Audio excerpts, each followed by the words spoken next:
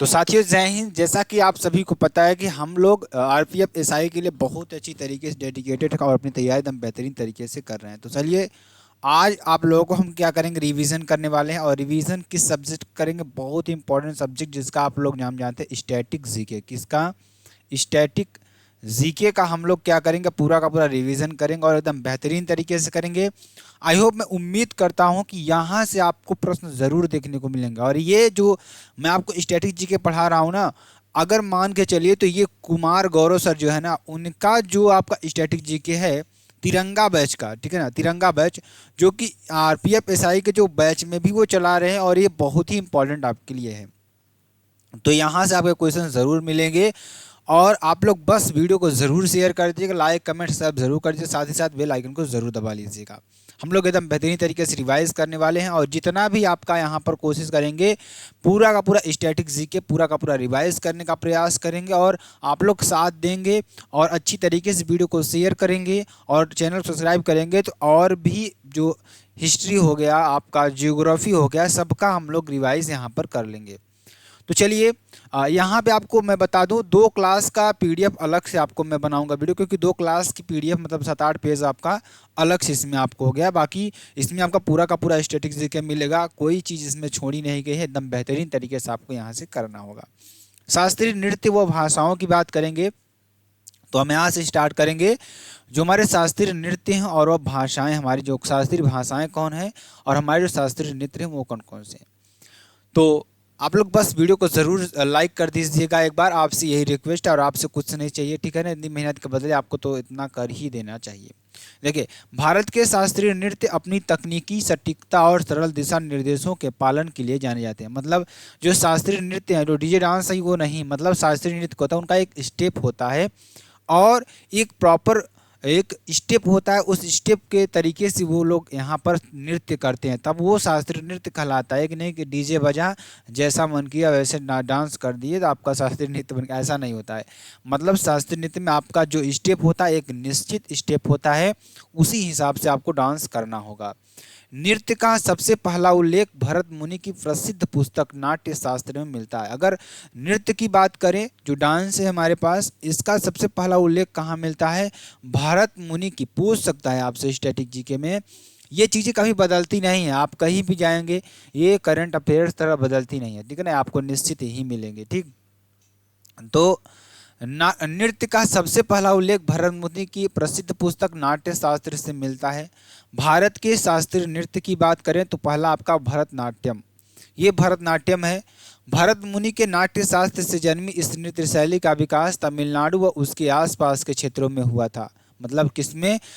तमिलनाडु व उसके आसपास के क्षेत्रों में हुआ था और भरतनाट्यम को सबसे प्राचीन नृत्य माना जाता है। अगर मैं बात करूं, भरत मुनि के नाट्य शास्त्र से जन्मी इस नृत्य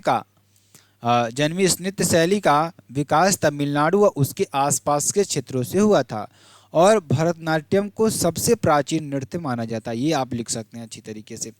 तो ये चीज़ें आपको अच्छी तरीके से समझ में आ रही होंगी एकदम बेहतरीन तरीके से। कोई दिक्कत आपको अगर होगी तो कमेंट करके ज़रूर बता दीजिएगा कि मुझे भैया यहाँ पर दिक्कत हो रही है, तो मैं उसको अगले वीडियो में एकदम बेहतरीन तरीके से उसको मैं अच्छी तरीके से सुधारने का प्रयास करूँगा, ठीक है। चलिए आगे चलेंगे।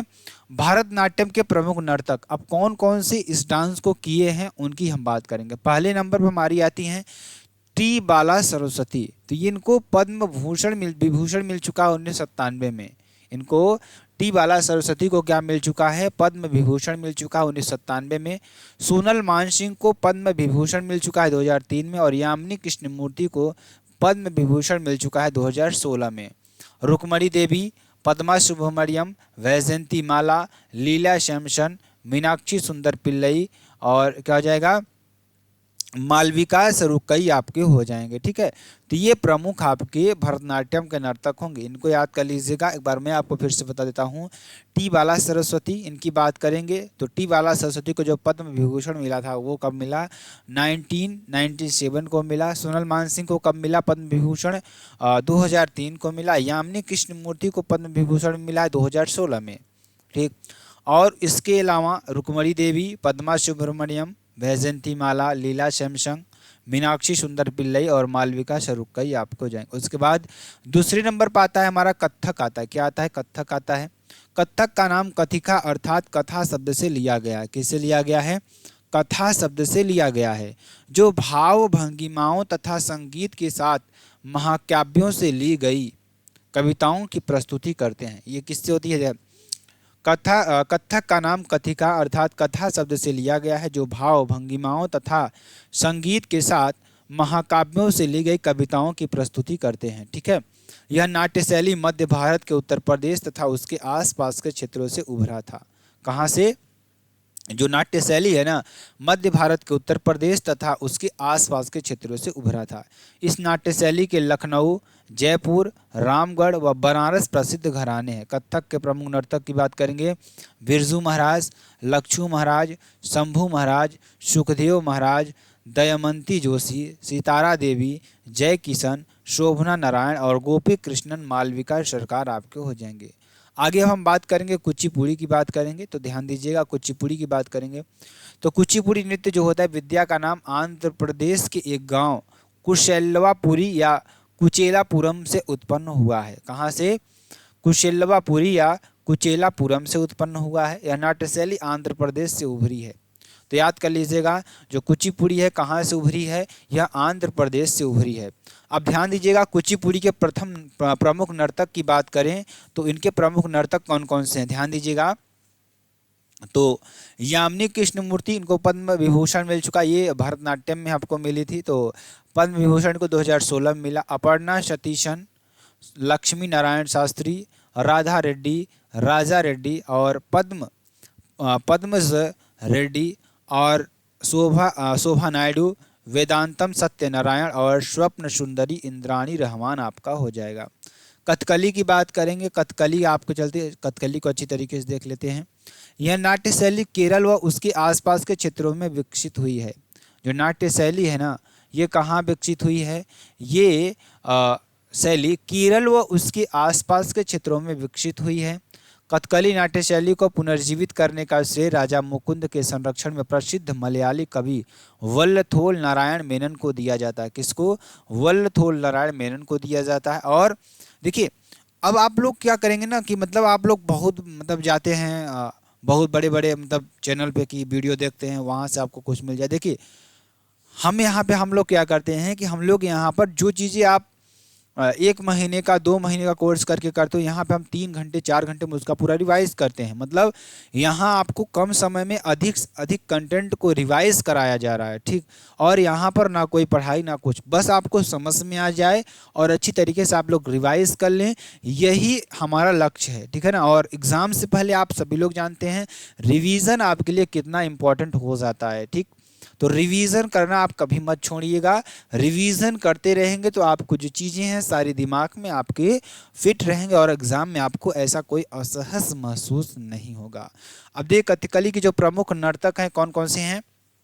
गुरु कुंज कुरूप आपके हो जाएंगे। उसके बाद शांता राव, कृष्णन कुट्टी गोपीनाथ, कृष्ण नायर, रीता गांगुली, मृणालिनी साराभाई, उदय शंकर, शिव रामन आपके हो जाएंगे। आगे चलेंगे, मोहिनी अट्टम की बात करेंगे। मोहिनी अट्टम भी बहुत ही इंपॉर्टेंट आपके नृत्य हो जाएगा।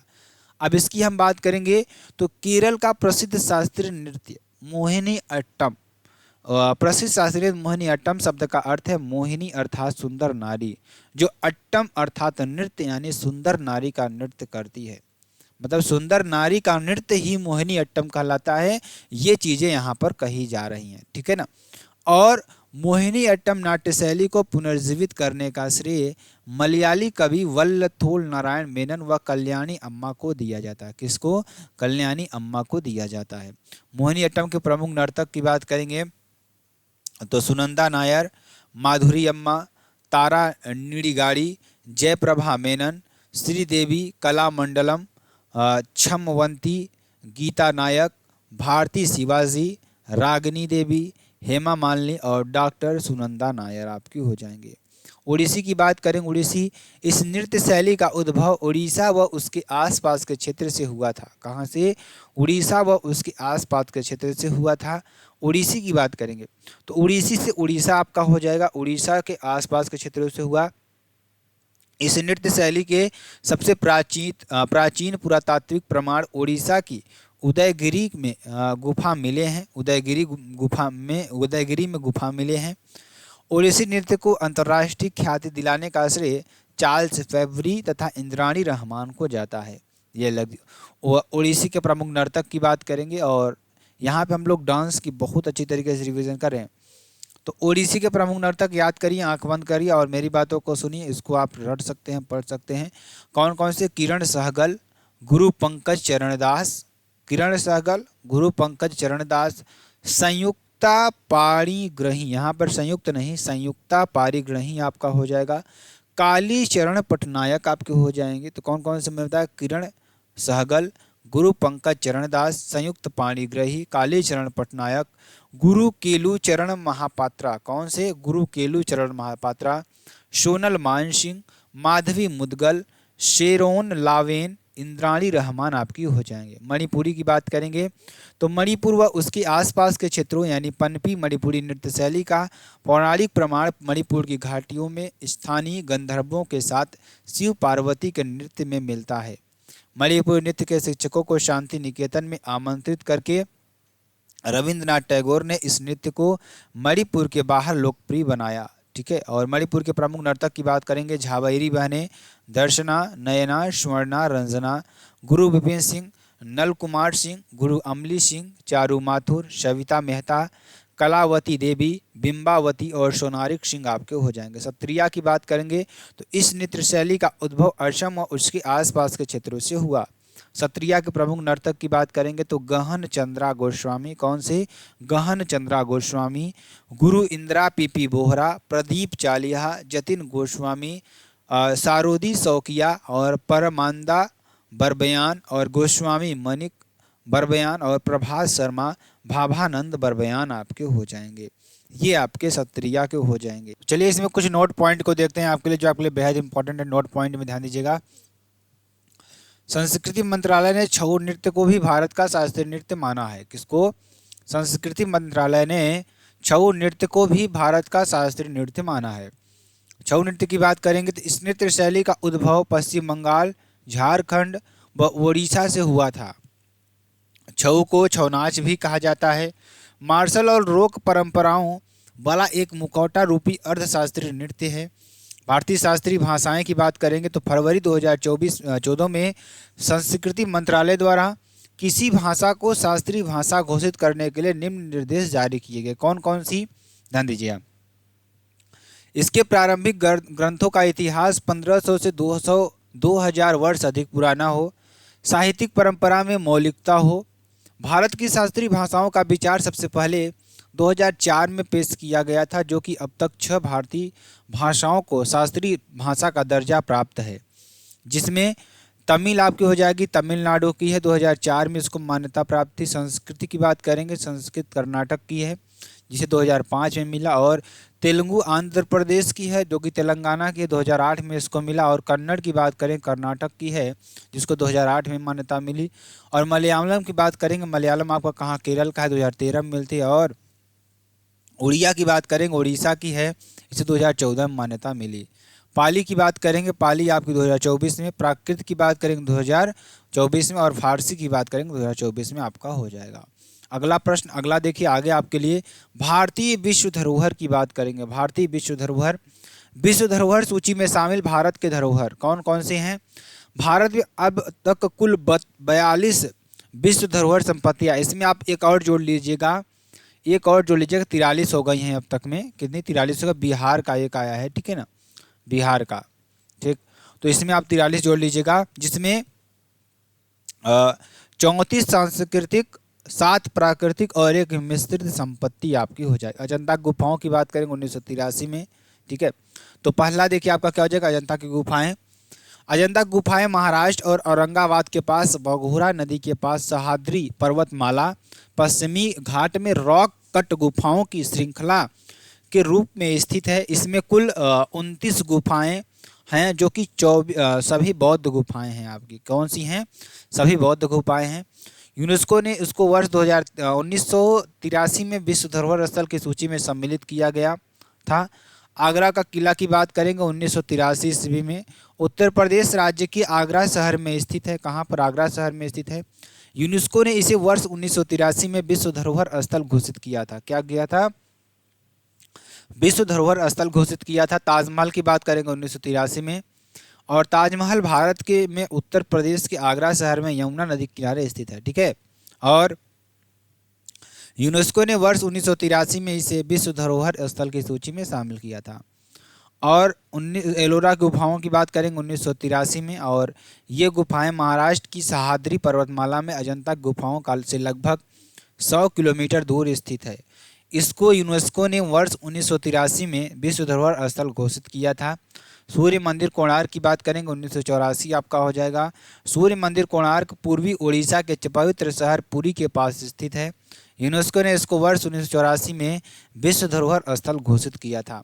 महाबलीपुरम में स्मारकों का समूह 1984 में, महाबलीपुरम में स्मारकों का समूह तमिलनाडु के कांचीपुरम में स्थित है। यूनेस्को ने इसको वर्ष 1984 में विश्व धरोहर स्थल घोषित किया था।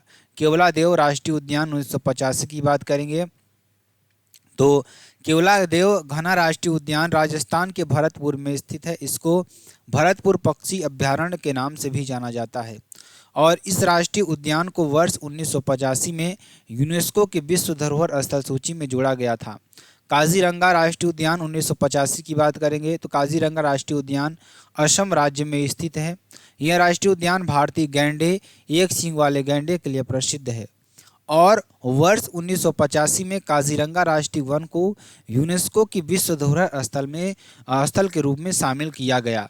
ठीक है, आगे बात करेंगे मानस वन्य जीव अभ्यारण्य की बात करेंगे 1985। अद्वितीय जैव विविधता और परिदृश्य से भरा मानस नेशनल पार्क असम राज्य में भूटान हिमालय की तलहटी में स्थित है। इसको यूनेस्को ने वर्ष 1985 में विश्व धरोहर स्थल घोषित किया था। गोवा के चर्च और कॉन्वेंट की बात करेंगे 1986। इसका निर्माण भारत के गोवा राज्य में पुर्तगाली शासनकाल में हुआ था। इसको यूनेस्को ने वर्ष 1986 में विश्व धरोहर स्थल घोषित किया था। हम्पी में स्मारकों का समूह 1986 14वीं शताब्दी के दौरान मध्यकालीन भारत के महानतम साम्राज्यों में से एक विजयनगर साम्राज्य की राजधानी हम्पी कर्नाटक राज्य में स्थित है। इसकी स्थापना हरिहर और बुक्का ने 1336 ईस्वी में की थी। यूनेस्को ने इसको वर्ष 1986 में विश्व धरोहर स्थल घोषित किया था। फतेहपुर सीकरी की बात करेंगे 1986 आपका हो जाएगा। 16वीं सदी के मुगल सम्राट अकबर ने उत्तर प्रदेश के आगरा के पास फतेहपुर सीकरी में अपनी राजधानी का निर्माण कराया था। यूनेस्को ने फतेहपुर सीकरी को वर्ष 1986 में विश्व धरोहर स्थल के रूप में घोषित किया था। खजुराहो के स्मारकों का समूह 1986 की बात करेंगे। खजुराहो प्राचीन खरजुरावाहक मध्य प्रदेश राज्य में स्थित है। खजुराहो के मंदिर अपनी वास्तुकलात्मक कला के लिए विश्वविख्यात हैं। खजुराहो के स्मारकों के समूह को वर्ष 1986 में यूनेस्को ने विश्व धरोहर स्थल की सूची में शामिल किया था। ठीक है, और सुंदरबन राष्ट्रीय उद्यान 1987 की बात करेंगे। सुंदरबन राष्ट्रीय उद्यान भारत के पश्चिम बंगाल राज्य में स्थित है। सुंदरबन का नाम यहाँ पाए जाने वाले सुंदरी नाम के वृक्ष की वजह से पड़ा है। यूनेस्को ने इसे वर्ष 1987 में विश्व धरोहर स्थल में घोषित किया था। एलिफेंटा गुफाएं 1987 की बात करेंगे। एलिफेंटा गुफाएं महाराष्ट्र में एलिफेंटा द्वीप में स्थित हैं। एलिफेंटा गुफाएं 7 गुफाओं का सम्मिश्रण है, जिसमें सबसे महत्वपूर्ण है महेश मूर्ति गुफा। यूनेस्को ने वर्ष 1987 में इसे विश्व धरोहर स्थल घोषित किया था। ठीक है, और पत्तदकल के स्मारकों का समूह 1987 आपका हो जाएगा। यहाँ कर्नाटक के में मालप्रभा नदी के पास स्थित है। यहाँ प्रसिद्ध विश्व विरासत स्थल 10 बड़े मंदिरों का समूह है, जिसमें से प्रत्येक में रोचक वास्तुकलात्मक विशेषताएं हैं। यूनेस्को ने इस स्थान को वर्ष 1987 में विश्व धरोहर स्थल घोषित किया था। महान जीवित चोल मंदिर 1987 2004 आपका हो जाएगा। ये मंदिर दक्षिण भारत के तमिलनाडु में स्थित है। यूनेस्को ने 1987 में बृहदेश्वर मंदिर को विश्व धरोहर स्थल की सूची में शामिल किया। फिर बाद में यूनेस्को द्वारा 2004 में गंगईकोंड चोलपुरम मंदिर और एरावतेश्वर मंदिर को विश्व विरासत स्थल में शामिल किया। नंदा देवी एवं फूलों की घाटी राष्ट्रीय उद्यान 1988 से 2005 भारत के उत्तराखंड राज्य में नंदा देवी पहाड़ी स्थित है। वर्ष 1988 में यूनेस्को ने नंदा देवी राष्ट्रीय उद्यान को विश्व धरोहर स्थल के रूप में शामिल किया तथा फूलों की घाटी को 2005 में विश्व विरासत स्थल की सूची में शामिल किया। सांची का बौद्ध स्तूप 1989। सांची का स्तूप मध्य प्रदेश में रायसेन जिले में सांची में स्थित है। सांची जिसे काकानाया, काकानावा, काकानाडा, वोटा तथा वोटा पर्वतश्रेणी के नाम से प्राचीन समय में जाना जाता था। यूनेस्को ने वर्ष 1989 में सांची के स्तूप को विश्व विरासत स्थल में शामिल किया। हुमायूं का मकबरा 1983। दिल्ली स्थित हुमायूं का मकबरा महान मुगल वास्तुकला का बेहतरीन नमूना है। यूनेस्को ने वर्ष 1993 में विश्व विरासत स्थल घोषित किया था।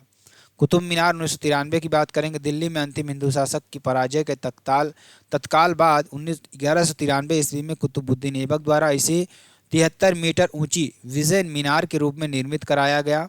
यूनेस्को ने कुतुब मीनार को वर्ष 1993 में विश्व विरासत स्थल घोषित किया था। भारत की पर्वतीय रेलवे 1999, 2005, 2008, ठीक है ना। यूनेस्को ने भारत की 3 प्रमुख पर्वतीय रेलवे को विश्व धरोहर स्थलों के रूप में शामिल किया। ये 3 प्रमुख रेलवे दार्जिलिंग हिमालय रेलवे, कालका शिमला रेलवे और नीलगिरी पर्वतीय रेलवे हैं, ठीक है ना। उसके बाद ध्यान दीजिएगा क्या है, पहला दार्जिलिंग हिमालय रेलवे की बात करेंगे 1999 में होती है। तो दार्जिलिंग भारत के पश्चिम बंगाल राज्य में स्थित है और यह रेलवे सिलीगुड़ी और दार्जिलिंग के बीच संचालित होती है। इसे 1999 में विश्व विरासत स्थल की सूची में शामिल किया गया था। नीलगिरी माउंटेन रेलवे 2005 की बात करेंगे तो यह सिंगल ट्रैक रेलवे है जो तमिलनाडु की नीलगिरी की पहाड़ियों पर स्थित है। इसे 2005 में यूनेस्को द्वारा विश्व विरासत स्थल की सूची में शामिल किया गया। कालका शिमला रेलवे 2008 की बात करेंगे तो हिमाचल प्रदेश में स्थित इस पर्वतीय रेलवे को 1903 में शुरू किया गया था। यह रेलवे कालका और शिमला के बीच चलती है। इसे यूनेस्को द्वारा 2008 में विश्व विरासत स्थल की सूची में शामिल किया गया। महाबोधि मंदिर परिषद 2002 की बात करेंगे तो बिहार के बोधगया में स्थित महाबोधि मंदिर का निर्माण सम्राट अशोक द्वारा करवाया गया था। यूनेस्को ने इसे वर्ष 2002 में विश्व विरासत स्थल घोषित किया था। भीमबेटका पाषाण आश्रय 2003 की बात करेंगे। भीमबेटका की गुफाएं मध्य प्रदेश के रायसेन जिले में है। भीमबेटका का अर्थ है भीम के बैठने का स्थान। यूनेस्को ने इसे वर्ष 2003 में विश्व धरोहर स्थल घोषित किया था। और चंपानेर पावागढ़ पुरातत्व उद्यान 2014। पावागढ़ पुरातत्व उद्यान भारत के गुजरात राज्य में पंचमहल जिले में स्थित है। यूनेस्को ने वर्ष 2004 में गुजरात के चंपानेर पावागढ़ पुरातत्व उद्यान आर्कियोलॉजिकल पार्क में को विश्व विरासत स्थल घोषित किया था। Chhatrapati Shivaji terminus Victoria terminus 2004 आपका हो जाएगा। महाराष्ट्र के मुंबई में स्थित छत्रपति शिवाजी टर्मिनस एक ऐतिहासिक रेलवे स्टेशन है। यूनेस्को ने इस स्टेशन को वर्ष 2004 में विश्व धरोहर स्थल घोषित किया था। लाल किला 2007 की बात करेंगे। लाल किला भारत की राजधानी दिल्ली में स्थित और इसका निर्माण मुगल शासक शाहजहां ने करवाया था। यूनेस्को ने इस किले को वर्ष 2007 में विश्व विरासत स्थल घोषित किया था। जंतर मंतर 2010 की बात करेंगे तो राजस्थान के जयपुर में स्थित जंतर मंतर का निर्माण राजा सवाई जय सिंह द्वितीय द्वारा करवाया था। यूनेस्को ने इसे वर्ष 2010 में विश्व विरासत स्थल घोषित किया था, ठीक है ना। पश्चिमी घाट 2012 की बात करेंगे। पश्चिमी घाट को सह्याद्री के नाम से जाना जाता है। यूनेस्को ने 2012 में इस स्थल को विश्व धरोहर स्थल घोषित किया था। राजस्थान के पहाड़ी किले 2013। राजस्थान के पहाड़ी किले 6 किले चित्तौड़गढ़, कुंभलगढ़, रणथंभौर, आमेर, जैसलमेर और गांगरोड है। यूनेस्को ने इसको वर्ष 2013 में विश्व विरासत स्थल घोषित किया था। ग्रेट हिमालयन राष्ट्रीय उद्यान 2014 की बात करेंगे तो यह भारत में हिमाचल प्रदेश राज्य में कुल्लू जिले में स्थित है। यूनेस्को ने इसे वर्ष 2014 में विश्व विरासत स्थल घोषित किया था। रानी की वाव, रानी की बावड़ी 2014 गुजरात के पाटन जिले में स्थित रानी की वाव जल संरक्षण की प्राचीन परंपरा का अनूठा उदाहरण है। यूनेस्को ने इसको वर्ष 2014 में विश्व विरासत स्थल घोषित किया था। नालंदा महाविहार नालंदा विश्वविद्यालय 2016 की बात करेंगे। नालंदा भारत के बिहार राज्य में स्थित है। कहाँ पर? बिहार राज्य में स्थित, और यूनेस्को ने इसे वर्ष 2016 में विश्व विरासत स्थल घोषित किया। उसके बाद 34 नंबर की बात करेंगे, कंचनजंगा राष्ट्रीय उद्यान 2016, ठीक है। और कंचनजंगा राष्ट्रीय उद्यान सिक्किम में स्थित एक राष्ट्रीय उद्यान और जैव मंडल रिजर्व है। इसे जुलाई 2016 में यूनेस्को की विश्व धरोहर स्थलों की सूची में शामिल किया गया था, जो भारत का पहला और एकमात्र मिश्रित धरोहर स्थल है, ठीक है ना। ली कार्बूजियर का वास्तुशिल्प कार्य कैपिटल कॉम्प्लेक्स 2016। ली कार्बूजियर ने चंडीगढ़ में कॉम्प्लेक्स के अलावा गवर्नमेंट म्यूजियम एवं art gallery Chandigarh architecture college का भी डिजाइनर तैयार किया है। यूनेस्को ने 2016 में चंडीगढ़ में स्थित ली कार्बूजियर के वास्तुशिल्प कार्य को विश्व विरासत स्थल की सूची में शामिल किया है। अहमदाबाद 2017 की बात करें, गुजरात में स्थित अहमदाबाद शहर एक सांस्कृतिक रूप में समृद्ध और स्थापत्य कला का विरासत शहर है। इस ऐतिहासिक शहर को यूनेस्को ने वर्ष 2017 में विश्व विरासत स्थल घोषित किया। विक्टोरियन गोथिक और आर्ट डेको एंसेम्बल्स 2018 की बात करेंगे, महाराष्ट्र में मुंबई शहर की विक्टोरियन गोथिक और आर्ट डेको 11वीं सदी के विक्टोरियन नियो गोथिक सार्वजनिक भवनों और 20वीं सदी के आर्ट डेको भवनों का संग्रह है।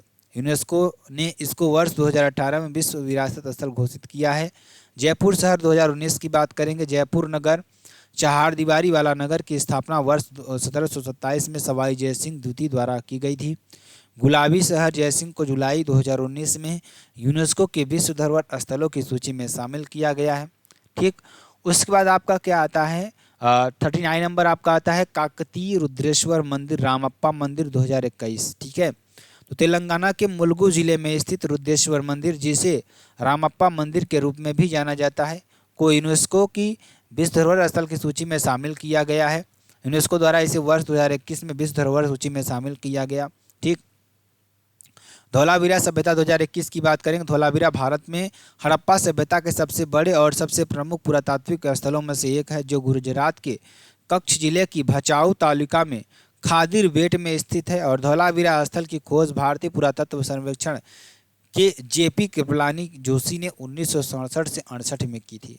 ठीक, यूनेस्को द्वारा इसे 2021 में विश्व धरोहर सूची में शामिल किया गया। उसके बाद आता है हमारा शांति निकेतन 2023 में, और पश्चिम बंगाल में बीरभूम जिले में स्थित शांति निकेतन, यहाँ रविंद्रनाथ टैगोर ने विश्व भारती विश्वविद्यालय की स्थापना की थी। शांति निकेतन में छातीम ताला, अमर कुटीर व रविंद्र भारती म्यूजियम महत्वपूर्ण है। यूनेस्को ने 2023 में इस स्थल को विश्व धरोहर स्थल घोषित किया है। होयसलों के पवित्र समूह होयसल मंदिर समूह 2023 की बात करेंगे। होयसल मंदिर समूह 12वीं और 13वीं शताब्दी ईस्वी के दौरान निर्मित होयसल साम्राज्य की अद्वितीय वास्तुकला और कलात्मक प्रतिभा को प्रदर्शित करते हैं। होयसल के मंदिर समूह में कर्नाटक के बेलूर, हलेबीड और सोमनाथपुर के प्रसिद्ध मंदिर हैं। यूनेस्को ने 2023 में इस स्थल को विश्व धरोहर स्थल घोषित किया है। ठीक है ना। भारतीय मानवता की अमूर्त सांस्कृतिक विरासत, ठीक है ना। वैदिक मंत्रोच्चारण की परंपरा 2008 आपका हो जाएगा। वेदों को ज्ञान का मूल स्रोत और हिंदू धर्म की पवित्र नींव माना जाता है। वेद 4 प्रकार के होते हैं, ये आप सभी लोग जानते हैं। ऋग्वेद, सामवेद, यजुर्वेद और अथर्ववेद आपका हो जाएगा। वैदिक मंत्रोच्चारण की परंपरा को यूनेस्को ने 2008 में मानवता की अमूर्त सांस्कृतिक विरासत में शामिल किया। रामलीला रामायण का पारंपरिक प्रदर्शन 2008 आपका हो जाएगा। रामलीला का शाब्दिक अर्थ राम का खेल। रामायण का यह मंचन रामचरितमानस पर आधारित है, जो दशहरा के उत्सव पर पूरे भारत में प्रदर्शन किया जाता है। यूनेस्को ने 2008 में रामलीला रामायण का पारंपरिक प्रदर्शन को मानवता की अमूर्त सांस्कृतिक विरासत में शामिल किया। कुटियाट्टम संस्कृत रंगमंच 2008 यह केरल में प्रचलित भारत की सबसे पुरानी जीवित नाट्य परंपराओं में से एक है। यूनेस्को ने वर्ष 2008 में कुटियाट्टम संस्कृत रंगमंच को मानवता की अमूर्त सांस्कृतिक विरासत में शामिल किया। रम्माण भारत के गढ़वाल हिमालय का धार्मिक त्यौहार और अनुष्ठान रंगमंच 2009 आपका हो जाएगा। रम्माण एक लोक प्रदर्शक यह प्रत्येक वर्ष अप्रैल माह में उत्तराखंड के चमोली जिले में शालूर डूंगर गांवों में संरक्षण देवता भूमियाल देवता के सम्मान में उत्सव का आयोजन होता है। यूनेस्को ने 2009 में इस रंगमंच को मानवता की अमूर्त सांस्कृतिक विरासत में शामिल किया। मुदियट्टू केरल का धार्मिक रंगमंच और नृत्य नाटिका 2010 आपका हो जाएगा। और मुदियट्टू केरल की अनुष्ठानिक नाट्य शैली है, जो काली देवी और दारिक नामक दुष्ट राजा के बीच हुए युद्ध की पौराणिक कथा पर आधारित है। ठीक है ना। आगे चलेंगे। और यूनेस्को ने 2010 में इसको मानवता की अमूर्त सांस्कृतिक विरासत में शामिल किया। राजस्थान के कालबेलिया लोकगीत और नृत्य 2010 आपका हो जाए। कालबेलिया नृत्य राजस्थान के प्रसिद्ध लोक नृत्यों में से एक है। यह नृत्य कालबेलिया जाति के द्वारा किया जाता है। इस नृत्य की प्रसिद्ध नृत्यांगना गुलाबो देवी हैं। यूनेस्को ने वर्ष 2010 में इस नृत्य शैली को मानवता की अमूर्त सांस्कृतिक विरासत में शामिल किया। छऊ नृत्य की बात करेंगे 2010 में, ठीक है ना। इस नृत्य शैली का उद्भव पश्चिम बंगाल, झारखंड व ओडिशा में हुआ था, ठीक है ना। छऊ नृत्य को 2010 में यूनेस्को ने मानवता की अमूर्त सांस्कृतिक विरासत में शामिल किया। लद्दाख का बौद्ध जंप ट्रांस हिमालयी लद्दाख क्षेत्र, जम्मू और कश्मीर, भारत में पवित्र बौद्ध ग्रंथों का पाठ 2012। लद्दाख क्षेत्र के मठों और गांवों और बौद्ध पुजारी बुद्ध की भावना, दर्शन और भिक्षाओं का प्रतिनिधित्व करने वाले पवित्र ग्रंथों का जाप करते हैं। यूनेस्को ने वर्ष 2012 में लद्दाख का बौद्ध जप को मानवता की अमूर्त सांस्कृतिक विरासत में शामिल किया। मणिपुर का संकीर्तन, अनुष्ठान, गायन, ढोल बजाना, नृत्य 2013 आपका हो जाएगा। मणिपुर के संकीर्तक में मणिपुर के मैदानी इलाकों के वैष्णव लोगों के जीवन के धार्मिक अवसरों की कला शामिल है। यूनेस्को ने 2013 में मणिपुर का संकीर्तन को मानवता की अमूर्त सांस्कृतिक विरासत में शामिल किया। 10 नंबर की बात करेंगे जलियांवाला गुरु, पंजाब, भारत के ठठेरों के बीच बर्तन बनाने का पारंपरिक पीतल और तांबे का शिल्प 2014 में आपको इसको दिया गया। पंजाब के जंडियाला गुरु के ठठेरों का शिल्प पंजाब के में पीतल और तांबे के बर्तन बनाने की पारंपरिक पद्धति है। यूनेस्को ने 2014 में इस पारंपरिक पद्धति को मानवता की अमूर्त सांस्कृतिक विरासत में शामिल किया। योग की बात करेंगे, योग 2016 में। योग स्वयं व्याख्यात्मक है। यह सदियों पुरानी भारतीय प्रथा मन, शरीर और आत्मा को जोड़ती है। हर साल 21 जून को दुनिया अंतर्राष्ट्रीय योग दिवस मनाती है। यूनेस्को ने वर्ष 2016 में योग को मानवता की अमूर्त सांस्कृतिक विरासत में शामिल किया। नवरोज 2016 में। नवरोज जो भारत सहित कई देशों में मनाया जाता है, एक नए साल की शुरुआत का जश्न मनाता है और विभिन्न प्रकार के संस्कारों, समारोहों और अन्य सांस्कृतिक गतिविधियों का आयोजन किया जाता है जो लगभग 2 सप्ताह तक चलता है। यूनेस्को ने वर्ष 2016 में नवरोज को मानवता की अमूर्त सांस्कृतिक विरासत में शामिल किया। कुंभ मेला 2017 की बात करेंगे तो ध्यान दीजिएगा। कुंभ मेला तीर्थयात्रियों का दुनिया का सबसे बड़ा शांतिपूर्ण जमावड़ा है, जिसके दौरान लोग पवित्र नदी में स्नान या डुबकी लगाते हैं। हर 4 साल में यह कार्यक्रम इलाहाबाद, हरिद्वार, उज्जैन और नासिक में आयोजित किया जाता है। यूनेस्को ने वर्ष 2017 में कुंभ मेले को मानवता की अमूर्त सांस्कृतिक विरासत में शामिल किया। कोलकाता में दुर्गा पूजा 2021 में शामिल किया गया और दुर्गा पूजा एक वार्षिक त्यौहार है जो सितंबर-अक्टूबर में पश्चिम बंगाल के कोलकाता में बंगाली प्रवासियों द्वारा मनाया जाता है। यूनेस्को ने वर्ष 2021 में दुर्गा पूजा को मानवता की अमूर्त सांस्कृतिक विरासत में शामिल किया। गरबा नृत्य 2023 की बात करेंगे तो गरबा एक गुजराती लोक नृत्य है जो नवरात्रि में 9 दिनों तक मनाया जाता है। यूनेस्को ने वर्ष 2023 में गरबा नृत्य को मानवता की अमूर्त सांस्कृतिक विरासत में शामिल किया है, ठीक है। आगे चलेंगे, सम्मान व पुरस्कार की बात करेंगे। नोबल पुरस्कार, यहाँ विश्व का सबसे प्रतिष्ठित पुरस्कार है अल्फ्रेड नोबल। जन्म स्थान स्टॉकहोम, 1833 की स्मृति में। प्रत्येक 10 दिसंबर को नोबेल फाउंडेशन द्वारा दिया जाता है। वर्ष 1901 में 5 क्षेत्रों भौतिक शास्त्र, रसायन शास्त्र, चिकित्सा, साहित्य तथा शांति के क्षेत्र में उत्कृष्ट योगदान के लिए नोबेल पुरस्कार प्रदान किया जाता है, जबकि सेंट्रल बैंक ऑफ स्वीडन द्वारा अर्थव्यवस्था के क्षेत्र में यह पुरस्कार दिया जाता है, ठीक है। नोबेल पुरस्कार के अंतर्गत अधिकतम 3 लोगों को एक क्षेत्र में पुरस्कार दिया जा सकता है। नोबेल पुरस्कार के विजेता को एक स्वर्ण पदक, डिप्लोमा, स्वीडन की नागरिकता में एक्सटेंशन तथा 1 करोड़ स्वीडिश क्रोनर की धनराशि प्रदान की जाती है, ठीक है। वर्ष 1974 में यह नियम बना दिया गया कि मरणोपरांत व्यक्ति को नोबेल पुरस्कार नहीं दिया जाएगा। नोट की बात करेंगे, शांति का नोबेल पुरस्कार नॉर्वे की राजधानी ओस्लो में दिया जाता है, जबकि शेष पुरस्कार स्टॉकहोम, स्वीडन में दिए जाते हैं। नोबेल पुरस्कार प्राप्तकर्ता 2023 की बात करेंगे। रसायन विज्ञान, फ्रांस के मैंगी जी बाबेंडी, यूएसए के लुइस ई ब्रूस और रूस के एलेक्सी आई एकीमोवद। भौतिकी में हंगरी के फेरेंक कांस, फ्रांस के एनी एल हुइलियर और पियरे एस्टोगिस्टिनी, ट्यूनीशिया। चिकित्सा में हंगरी के कैथोलिक कारिको और यूएसए में डूविसमैन, ठीक है ना। शांति पुरस्कार नरगिस मोहम्मदी, ईरान में है इनका घर है। और साहित्य में नॉर्वेजियन लेखक जॉन ओलाव फांसे। अर्थशास्त्र में क्लाउडिया गोल्डिन, यूएसए के हैं, ठीक है। चलिए आगे चलेंगे। भारतीय नोबेल पुरस्कार विजेता की बात करेंगे तो नाम देखिए, रविन्द्रनाथ टैगोर 1913 में इनको दिया गया, साहित्य के लिए दिया गया। चंद्रशेखर वेंकट रमन 1930 में भौतिकी के लिए इनको दिया गया, और हरिगोविंद खुराना को 1968 में चिकित्सा के लिए इनको दिया गया। ठीक, मदर टेरेसा की बात करेंगे 1979 में शांति के लिए दिया गया, और सुब्रमण्यम चंद्रशेखर को 1983 में भौतिकी के लिए दिया गया। अमर्त्य सेन को 1998 में अर्थशास्त्र के लिए दिया गया। वीएस नायपाल को 2001 में साहित्य के लिए दिया गया। आर.ए. पंचोरी को 2007 में शांति के लिए, और वेंकट रमन रामकृष्णन संयुक्त रूप से 2009 में रसायन के लिए दिया गया, और कैलाश सत्यार्थी को 2014 में शांति के लिए दिया गया, और अभिजीत बनर्जी को 2019 में अर्थशास्त्र के लिए दिया गया। ठीक है, चलिए आगे चलेंगे। पुलित्जर पुरस्कार, यह पुरस्कार अंतर्राष्ट्रीय पत्रकारिता का सबसे प्रतिष्ठित पुरस्कार है। यह पुरस्कार न्यूयॉर्क वर्ल्ड के प्रकाशक जोसेफ पुलित्जर की स्मृति में वर्ष 1917 से अमेरिका के कोलंबिया विश्वविद्यालय द्वारा पत्रकारिता के क्षेत्र में उल्लेखनीय योगदान के लिए प्रदान किया जाता है। यह पुरस्कार सामान्य रिपोर्टिंग, आत्मकथा, कविता, फिक्शन, नाटक, इतिहास, फीचर लेखन तथा अंतर्राष्ट्रीय रिपोर्टिंग एवं जन सेवा के लिए प्रदान किया जाता है। श्रेणी और विजेता की बात करेंगे।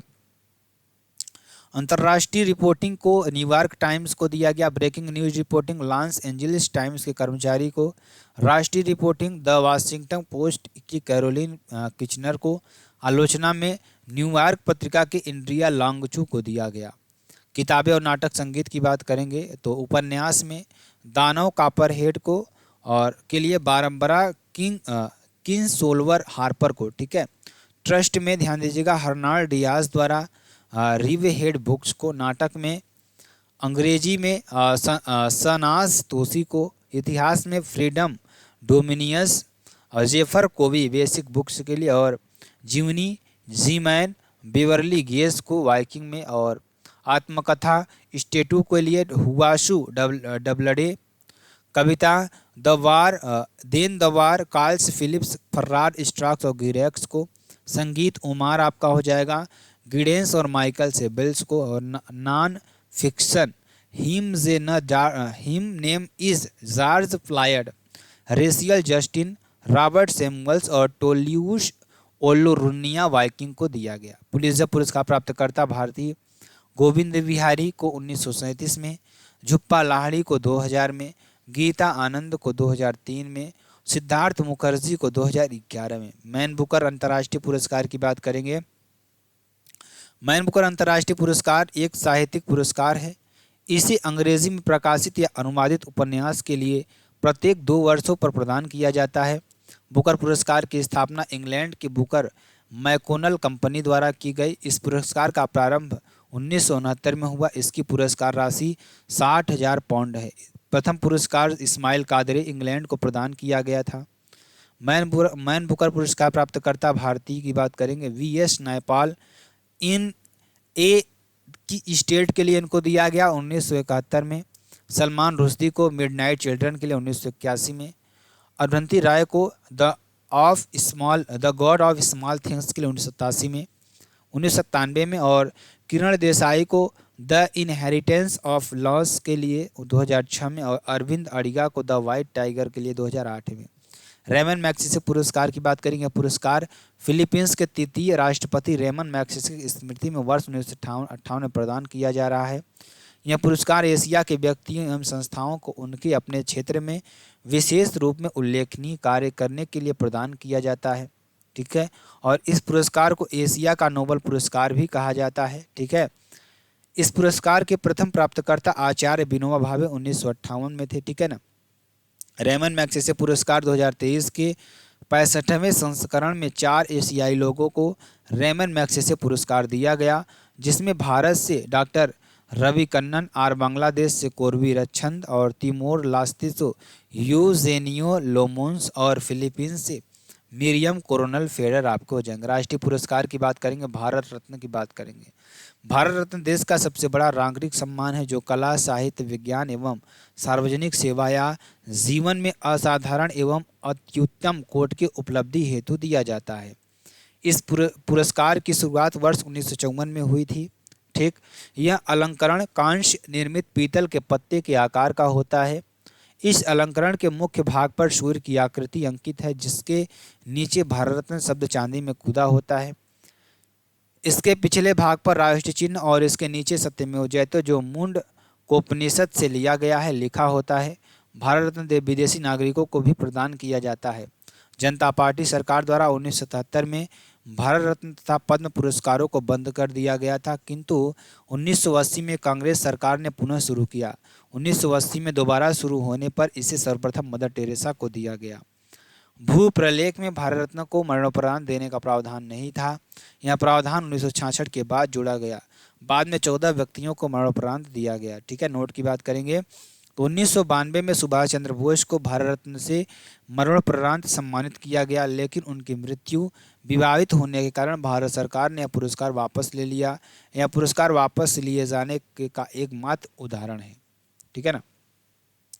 भारत रत्न प्राप्तकर्ता की बात करेंगे 1954 में डॉक्टर सर्वपल्ली राधाकृष्णन समाज सेवा, 1954 में चक्रवर्ती राजगोपालचारी समाज सेवा, 1954 में डॉक्टर चंद्रशेखर वेंकटरमन विज्ञान एवं इंजीनियरिंग के क्षेत्र में, 1955 में डॉक्टर भगवान दास शिक्षा एवं साहित्य में, 1955 में पंडित मोक्ष गुंडम विश्वेश्वरैया समाज सेवा में और 1955 में पंडित जवाहरलाल नेहरू समाज सेवा के लिए, 1957 में पंडित गोविंद वल्लभ पंत को समाज सेवा के लिए, 1958 में डॉक्टर गोंडो केशव कार्वे को समाज सेवा के लिए, 1961 में डॉक्टर विधान चंद्र राय को चिकित्सा के क्षेत्र में, 1961 में पुरुषोत्तम दास टंडन को समाज सेवा के रूप में और 1962 में डॉक्टर राजेंद्र प्रसाद को समाज सेवा, 1963 में डॉक्टर जाकिर हुसैन को समाज सेवा के रूप में और 1963 में डॉक्टर पांडुरंग बामन कांडे को साहित्य की सेवा में और 1966 में लाल बहादुर शास्त्री को समाज सेवा के रूप में और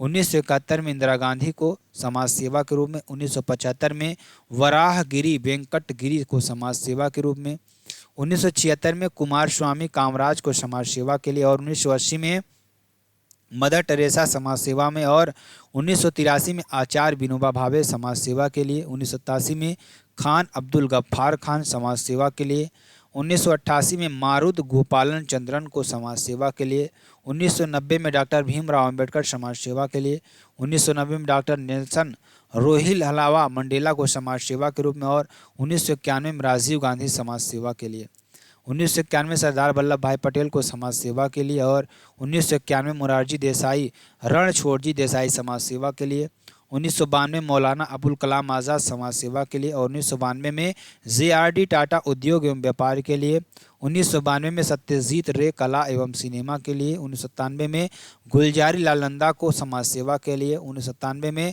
अरुणा आशफ अली को समाज सेवा के लिए, 1997 में APJ अब्दुल कलाम विज्ञान एवं इंजीनियरिंग के लिए और 1998 में MS सुब्बुलक्ष्मी कला के लिए, 1998 में चिदम्बरम सुब्रमण्यम समाज सेवा के लिए और 1999 में जयप्रकाश नारायण को समाज सेवा के लिए, 1999 में अमर्त्य सेन शिक्षा एवं साहित्य के लिए, 1999 में गोपीनाथ बोरदोलोई को समाज सेवा के लिए, 1999 में रविशंकर को कला के लिए, 2001 में लता मंगेशकर को लिए कला के लिए और 2001 में बिस्मिल्लाह खान को कला के लिए और 2009 में भीमसेन जोशी को कला के लिए, 2014 में CNR राव को विज्ञान एवं इंजीनियरिंग के लिए और 2014 में सचिन तेंदुलकर को खेल के लिए और 2015 में मदन मोहन मालवीय को समाज सेवा के लिए, 2015 में अटल बिहारी वाजपेयी को समाज सेवा के लिए, 2019 में नानाजी देशमुख को समाज सेवा के लिए और 2019 में भूपेंद्र कुमार हजारिका को कला के लिए, 2019 में प्रणब मुखर्जी को समाज सेवा के लिए आपका हो जाएगा। ठीक है, तो ये आप कर लीजिएगा। पद्म पुरस्कार की बात करेंगे। पद्म पुरस्कार वर्ष 2054 में प्रारंभ किए गए थे। यह पुरस्कार 3 श्रेणियों में प्रदान किया जाता है, पद्म विभूषण, पद्म भूषण और पद्मश्री आपका हो जाएगा। पद्मश्री विशिष्ट सेवा के लिए, पद्म भूषण उच्च कोटि की विशिष्ट सेवा के लिए और पद्म विभूषण असाधारण एवं विशिष्ट सेवाओं के लिए प्रदान किए जाते हैं। ये पुरस्कार सभी प्रकार की गतिविधियों जैसे कला, साहित्य एवं शिक्षा, खेलकूद, चिकित्सा, सामाजिक कार्य, विज्ञान और इंजीनियरिंग के सार्वजनिक मामले, सिविल सेवा, व्यापार तथा उद्योग इत्यादि में विशिष्ट तथा असाधारण उपलब्धियों सेवाओं के लिए प्रदान किए जाते हैं। 2024 के लिए 5 पद्म विभूषण, 17 पद्म भूषण एवं 110 पद्मश्री पुरस्कारों की घोषणा की गई। ठीक है, ये आपका हो जाएगा। चलिए आगे पढ़ते हैं। आगे देखिए आपके लिए क्या हो जाएगा, तो बहुत ही इंपॉर्टेंट आपके लिए पद्म विभूषण की बात करते हैं। तो वेंकैया नायडू जो सार्वजनिक सेवा में आपके हैं, ठीक है ना, कौन है? वेंकैया नायडू जो आपके सार्वजनिक सेवा में है। ठीक है, तो इनको आपको देखिए ध्यान दीजिएगा। चलिए आगे चलते हैं। आगे देखिए आपके लिए क्या हो जाएगा। तो दूसरे नंबर हमारे आते हैं वैजयंती माला बाली, जो कि कला के लिए इनको दिया था, तमिलनाडु की हैं। कोनी डेला चिरंजीवी कला में आती है, इनको आंध्र प्रदेश की हैं, कला के लिए दिया गया। पद्मा सुब्रमण्यम कला के लिए और तमिलनाडु से आती हैं। और बिंदेश्वर पाठक, इनको मरणोपरांत दिया गया था, सामाजिक सेवा के लिए बिहार की हैं। पद्म भूषण की बात करेंगे तो एम फातिमा बीबी को सार्वजनिक सेवा के लिए केरल में, और मरणोपरांत इनको दिया गया। मिथुन चक्रवर्ती को कला के लिए और पश्चिम बंगाल में, और राम नाइक को समाज सेवा के लिए और महाराष्ट्र में दिया गया। उषा उत्थुप को कला के लिए पश्चिम बंगाल में दिया गया, और चंद्रेश्वर प्रसाद ठाकुर को चिकित्सा और बिहार में दिया गया। दत्तात्रेय अंबादास को कला के लिए महाराष्ट्र में, और मयालू उर्फ राजदत्त आपका हो जाएगा। सत्यव्रत मुखर्जी समाज सेवा के लिए पश्चिम बंगाल में, मरणोपरांत भी इनको दिया गया। अश्विन बालाचंद मेहता को चिकित्सा के क्षेत्र में महाराष्ट्र में दिया गया। ओ राजा गोपाल को सार्वजनिक सेवा में केरल में दिया गया, और यांग लियू को व्यापार व उद्योग में ताइवान में। प्यारेलाल रामप्रसाद शर्मा को कला के क्षेत्र में महाराष्ट्र में, और तेजस मधुसूदन पटेल को चिकित्सा के क्षेत्र में गुजरात में दिया गया, गुजरात के हैं। और सीताराम जिंदल को व्यापार और उद्योग में, ये कहाँ के हैं? कर्नाटक के। विजयकांत को मरणोपरांत कला के क्षेत्र में तमिलनाडु के हैं। और होमसी एम कामा साहित्य के क्षेत्र में इनको दिया गया, महाराष्ट्र के हैं। और तोगदान रिंग पोछे आध्यात्मवाद के हैं, लद्दाख में इनको दिया। कुंदन व्यास को साहित्य व शिक्षा के क्षेत्र में, महाराष्ट्र के हैं ये। ठीक है, और वर्ष 2023 में के लिए 6 पद्म विभूषण, 9 पद्म भूषण और 91 पद्मश्री पुरस्कारों की घोषणा की गई। श्री बालाकृष्ण दोषी को मरणोपरांत दिया गया अन्य वास्तुकला के लिए गुजरात में, और श्री जाकिर हुसैन को कला के क्षेत्र में महाराष्ट्र में दिया गया। और श्री एस.एम. कृष्णा को समाज सेवा के लिए कर्नाटक में दिया गया। और श्री दिलीप महालनोबिस को मरणोपरांत चिकित्सा के क्षेत्र में पश्चिम बंगाल में, और श्री श्रीनिवास वर्धन को विज्ञान और इंजीनियरिंग के क्षेत्र में भारतीय अमेरिकी में दिया गया। श्री मुलायम सिंह यादव को मरणोपरांत समाज सेवा के लिए उत्तर प्रदेश के हैं। और ठीक है ना, पद्म भूषण पुरस्कार 2023 की बात करेंगे, श्री एस.एल. भैरप्पा साहित्यिक एवं शिक्षा के क्षेत्र में कर्नाटक में दिया गया। श्री कुमार मंगलम बिरला को व्यापार एवं उद्योग के क्षेत्र में महाराष्ट्र में दिया गया। श्री दीपक धर को विज्ञान और इंजीनियरिंग के क्षेत्र में महाराष्ट्र में दिया गया। कहाँ पर? महाराष्ट्र में दिया गया। सुश्री वाणी जयराम को कला के क्षेत्र में तमिलनाडु में दिया गया। और श्री स्वामी चिन्ना जियार को अध्यात्मवाद में और तेलंगाना में दिया गया। और सुश्री सुमन कल्याणपुर को कला में महाराष्ट्र में दिया गया। और श्री कपिल कमोर को साहित्य एवं शिक्षा के क्षेत्र में दिल्ली में, और सुश्री सुधा मूर्ति को सामाजिक कार्य के लिए कर्नाटक में दिया गया। और श्री कमलेश डी पटेल को अध्यात्मवाद के लिए तेलंगाना में दिया गया। वीरता पुरस्कार की बात करेंगे, परमवीर चक्र। परमवीर चक्र देश का सर्वोच्च सैन्य अलंकरण है। यह सम्मान युद्ध क्षेत्र में अदम्य साहस तथा परम शून्यता का परिचय देने पर दिया जाता है। यह पुरस्कार तीनों सेनाओं को वीरों को समान रूप से दिया जाता है। ठीक, और महावीर चक्र की बात करें तो महावीर चक्र युद्ध के समय वीरता का पदक है। यह सम्मान सैनिकों तथा असैनिकों को असाधारण शौर्य तथा वीरता के लिए दिया जाता है। परमवीर चक्र के पश्चात यह द्वितीय श्रेणी का वीरता पुरस्कार है। वीर चक्र की बात करेंगे, यह भी युद्ध के समय वीरता का पदक है। यह सम्मान सैनिकों को असाधारण वीरता या बलिदान हेतु दिया जाता है। भारतीय सेनाओं को में इस पुरस्कार का महत्व अत्यधिक है। अशोक चक्र की बात करेंगे, यह शांति काल में दिया जाने वाला वीरता सम्मान है। यह सम्मान सैनिकों और गैर सैनिकों को असाधारण वीरता या प्रकट शूरता या बलिदान के लिए दिया जाता है। इस सम्मान की स्थापना 1952 में हुई। कीर्ति चक्र की बात करेंगे, यह शांति काल में दिया जाने वाला वीरता पदक है। यह सम्मान सैनिकों तथा गैर सैनिकों को असाधारण या प्रकट शूरता का बलिदान हेतु दिया जाता है। शौर्य चक्र की बात करेंगे, यहाँ भी शांति के समय दिए जाने वाला वीरता पदक है। यह पुरस्कार सैनिकों तथा गैर सैनिकों को असाधारण शौर्य एवं अदम्य साहस प्रदर्शित करने के लिए दिया जाता है। दादा साहब फाल्के पुरस्कार की बात करेंगे, दादा साहब फाल्के पुरस्कार का प्रारंभ उनके जन्म दिवस पर वर्ष 1969 में हुआ। यह सिनेमा के क्षेत्र में भारत का सर्वोच्च पुरस्कार है। यह पुरस्कार भारतीय सिनेमा के विकास में उत्कृष्ट योगदान देने वाले व्यक्तियों को दिया जाता है। ठीक है, और प्रथम दादा साहब फाल्के पुरस्कार देविका रानी को दिया गया। ठीक है ना। हाल ही 2023 में 53वां दादा साहब फाल्के पुरस्कार वहीदा रहमान को दिया गया। वर्तमान में इस पुरस्कार के अंतर्गत विजेता को 10 लाख रुपए नगद, स्वर्ण कमल व एक शॉल प्रदान की जाती है। ज्ञानपीठ पुरस्कार की बात करेंगे तो ज्ञानपीठ पुरस्कार भारतीय न्यास द्वारा भारतीय साहित्य के लिए, ध्यान दीजिएगा, भारतीय साहित्य के लिए आपका हो जाएगा और बहुत ही इंपॉर्टेंट आपके लिए, बहुत ही महत्वपूर्ण आपके लिए हो जाएगा। भारतीय साहित्य के लिए दिया जाने वाला सर्वोच्च पुरस्कार है। संविधान की 8वीं अनुसूची में शामिल किसी भी भाषा के लिए पुरस्कार दिया जाता है। इस पुरस्कार में 11 लाख रुपए वाग्देवी की प्रतिमा और प्रशस्ति पत्र दिया जाता है। ठीक, नोट की बात करें, नोट संविधान की 8वीं अनुसूची में अंग्रेजी भाषा के न होते हुए भी वर्ष 2018 में पहली बार अंग्रेजी साहित्य अमिताभ घोष को ज्ञान पुरस्कार दिया गया है। प्रथम ज्ञान पुरस्कार वर्ष 1965 में जी शंकर कुरूप को दिया गया। सरस्वती पुरस्कार की बात करें, वर्ष 2023 का 57वां ज्ञान पुरस्कार दामोदर मोझो को उनकी कृति कार्मेलीन के लिए दिया गया था। सरस्वती पुरस्कार की बात करेंगे तो के बिरला फाउंडेशन द्वारा दिया जाने वाला यह साहित्य पुरस्कार है। यह पुरस्कार प्रतिवर्ष भारतीय संविधान की 8वीं अनुसूची में दर्ज भाषाओं में प्रकाशित उत्कृष्ट साहित्य के लिए दिया जाता है। सरस्वती पुरस्कार का प्रारंभ वर्ष 1991 में किया गया। प्रथम सरस्वती पुरस्कार हिंदी के साहित्यकार हरिवंश राय बच्चन को दिया गया था। 32वां सरस्वती पुरस्कार तमिल लेखिका शिवा शंकरी को उनकी आत्मकथा सूर्यवंशम के लिए दिया गया है। व्यास पुरस्कार की बात करेंगे तो के बिरला फाउंडेशन द्वारा दिया जाने वाला यह साहित्य पुरस्कार है। इस पुरस्कार में 4 लाख रुपए, प्रशस्ति पत्र व पट्टिका देकर सम्मान दिया जाता है। व्यास पुरस्कार देने की शुरुआत वर्ष 1991 में की गई थी। प्रथम पुरस्कार हिंदी के साहित्यकार डॉक्टर रामविलास शर्मा को दिया गया था। वर्ष 2023 का 33वां व्यास पुरस्कार हिंदी लेखिका पुष्पा भारती को प्रदान किया गया। साहित्य अकादमी वार्षिक पुरस्कार 2023 की बात करेंगे, वर्ष 2024 में 12 मार्च को एक समारोह में यह पुरस्कार दिए जाएंगे। यह 12 मार्च 1954 को स्थापित साहित्य अकादमी केंद्रीय संस्कृति मंत्रालय के तहत एक स्वायत्त निकाय है। पुरस्कार भारत के संविधान में शामिल 22 भाषाओं के अलावा अंग्रेजी और राजस्थानी में भी दिया जाता है।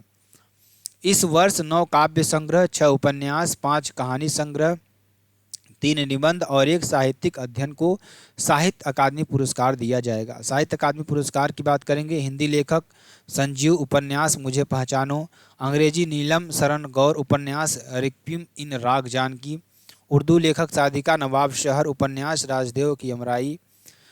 कविता संग्रह की बात करेंगे, गजेश सिंह राज पुरोहित राजस्थानी पदकति वृत, विजय वर्मा डोंगरी दौन संधिया एक सीर, विनोद जोशी गुजराती टुंडिल टुंडिका पदावर्त आपका हो जाएगा, मंसूर बनिहाली कश्मीरी, एथ वेवे हेले संकोस जेले, सोरो खैबम गम्बोनी मणिपुर के हैं और याचांगबा नांग हेलो आपका हो जाएगा, आतुस्योत परिदा उड़ीसा के हैं अप्रत्याशित मौत के लिए, स्वर्णजीत सांवी पंजाब के हैं मन दी चिप के लिए और अरुण रंजन मिश्र संस्कृति में शून्यने मेघनम, विनोद अनुदानी को सिंधी में हाथू पकड़ी जैन।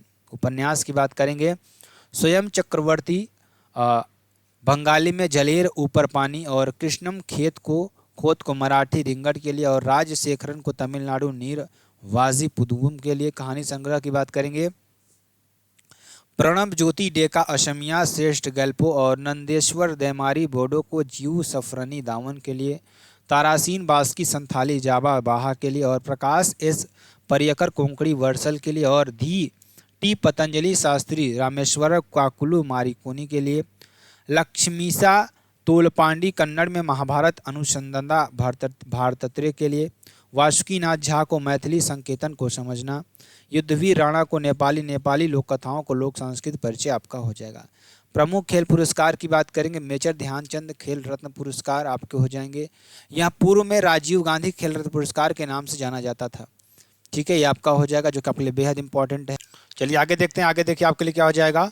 तो इस पुरस्कार में, यहाँ पुरस्कार 4 वर्ष की अवधि में एक खिलाड़ी द्वारा खेल के क्षेत्र में शानदार और सबसे उत्कृष्ट प्रदर्शन के लिए युवा कार्यक्रम और खेल मंत्रालय द्वारा दिया जाने वाला सर्वोच्च पुरस्कार है।